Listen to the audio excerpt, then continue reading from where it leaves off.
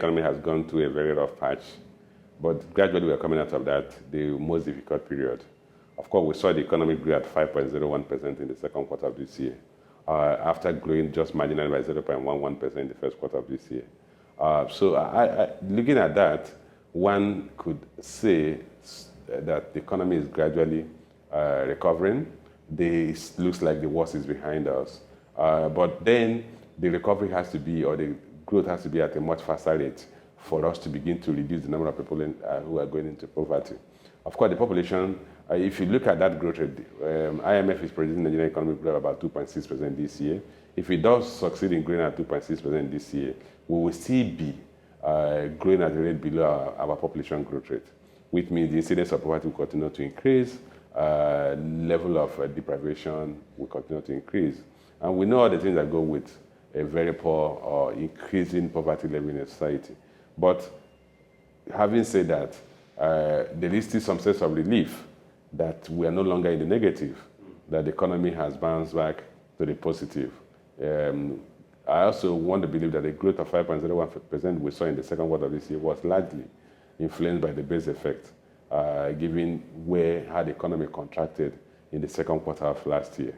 Okay, let me start with the issue of currency crisis we've had as a country. A lot of people tend to just look at currency crisis as if it's just something that started last year or last 2 years. Nigeria has always lived with the currency crisis for the past 40 years, if not more than 50 years. As a little boy, I knew of import licensing. The import license was a means of allocating scarce foreign exchange to business people. From import licensing, we've gone through several methods of allocating scarce foreign exchange resources to the business segment or those who need it. And this is largely because we've never had a situation other than when we had the oil boom, where the government or the country was earning enough foreign exchange to meet imports. You have always dealt with rationing. So if you cast your mind back, the structural defects that we had in the 70s are still presently with us. Whenever oil prices moderate or our oil production decline, we realize we can no longer meet our import bills and we go into some form of rationing because we are still a mono-export economy. Until those structural changes there are structural changes, we will continue to go through this. So it's not a new thing, it's not a new phenomenon. Nigerians have to realize that, look, if we don't address the problem from the fundamental, which is how do we broaden the economic capacity to export goods and services, to do that, we also need to improve the level of infrastructure supply, the level of efficiency of labor, the level of competitiveness of the economy, so that we can produce goods at costs that are comparable to what obtains elsewhere in the world, and at qualities that are comparable to what obtains elsewhere in the world. So that's what we have to realize, that it's not a new development in terms of the FX policy challenges we've had. Now, back to the issue of the central bank trying to manage the FX policy. We've seen situations where previous central bank governors have licensed and unlicensed central BDCs, depending on the peculiarities of that peculiarities of the economic problem at that point, or peculiarities of the foreign exchange market at that point. We've seen admission that there have different models for allocating foreign exchange. The BDC channel is one of the several channels the central bank has evolved to be able to pass on foreign exchange to the masses or to the economy, to be able to transmit foreign exchange to the economy. We've seen, this is not the first time the central bank was stopping the sale of foreign exchange to BDCs. We've seen that in the past. There are also other periods when the foreign exchange liquidity is strong and you need to moderate the exchange rate, and then you need to increase the multiplicity or the sources of dispensing of foreign exchange, and the BDCs come into play because the BDCs are more ubiquitous. But because there are so many BDCs, some of them became like portfolio managers who are basically looking at just the arbitrage opportunities that the market presented to them. And therefore, that became a burden to the central bank. We saw the number of BDCs increase exponentially, and the central bank had to continue to provide each of them because it was difficult to discriminate against them. I've seen previous times when the central bank had to find ways of rationing to them and eliminating some of them and suspending some of them just to moderate the amount that was going out. So I think, given the central bank's position, that the BDCs currently had turned to become a burden to the economy. And the demands coming from them was such that I believe the central bank was finding it difficult to meet. In addition to that, central bank also said they had found instances where some of the BDC operators were engaging in unethical practices, and some of them, the central bank accused of being involved in money laundering, financing of terrorist activities, or similar malfeasance. So, but that now led the central bank to make a conclusion that, look, the BDCs, we are not contributing in a positive way. I beg to disagree to some extent, to the extent that, look, some of them were ethical. What the central bank may eventually need to do is to reform that segment of the non-bank financial institutions and have stronger regulatory oversight over the BDC, so that we will have that as a channel of distribution of foreign exchange in a more orderly manner, and that will obviously lead to further moderation. Because what we are dealing with is that we are dealing with supply and demand challenge, imbalance, where the demand is higher than the supply.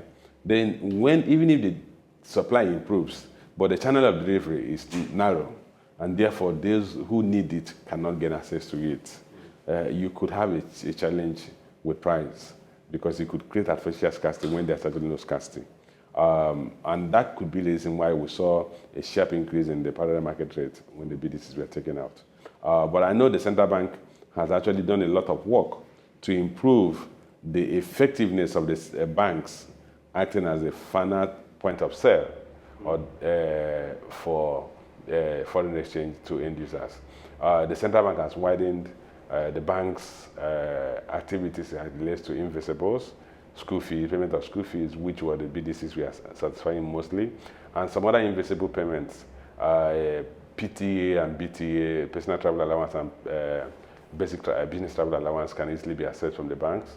I think what they now need to do is expand that further to create a fast-track route for some other legitimate businesses that require funding from the BDC, from the foreign exchange market. One of which is the cabotage. Things like payment of freight, shipping freight by importers or by business people, particularly those in the oil and gas sector. Because they can't easily access freight payment from the banks, and because of the timeousness of need to make those freight payments, most of them go to the private market to source for foreign exchange to pay their shipping companies, and because those shipping companies are also not willing to accept Naira. The central bank should further expand.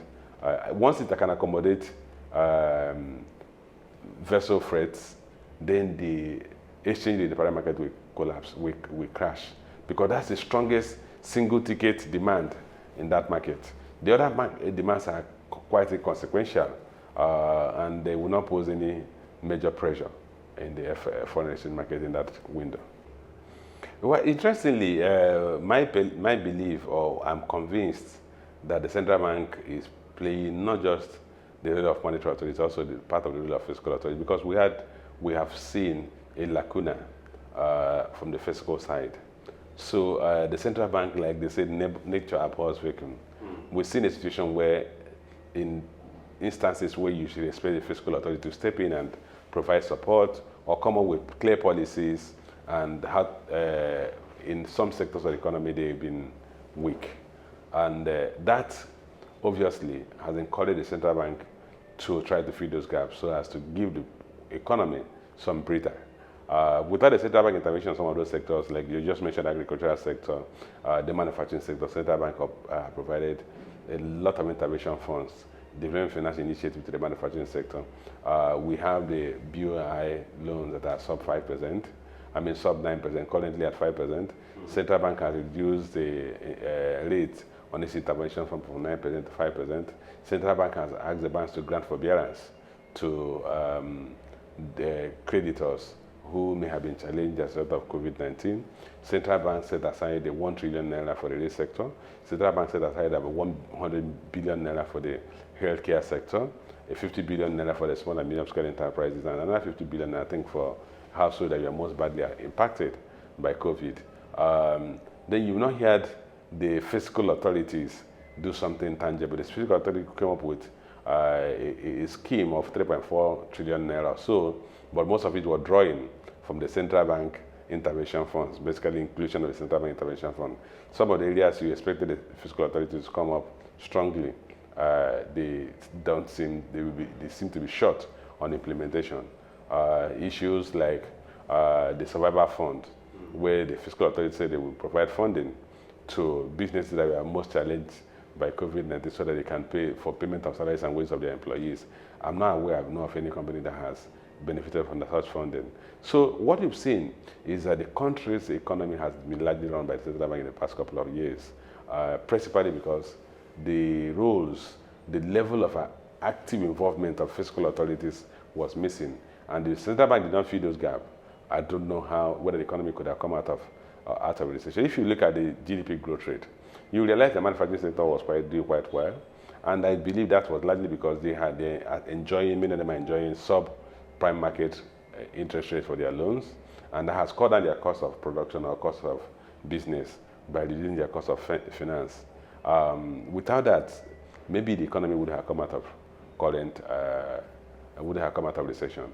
So on a score, I would say that central bank has been quite helpful. Granted, some of the actions they are taking are far beyond the monetary policy rules, but without those actions, the economy would have been in a worse situation.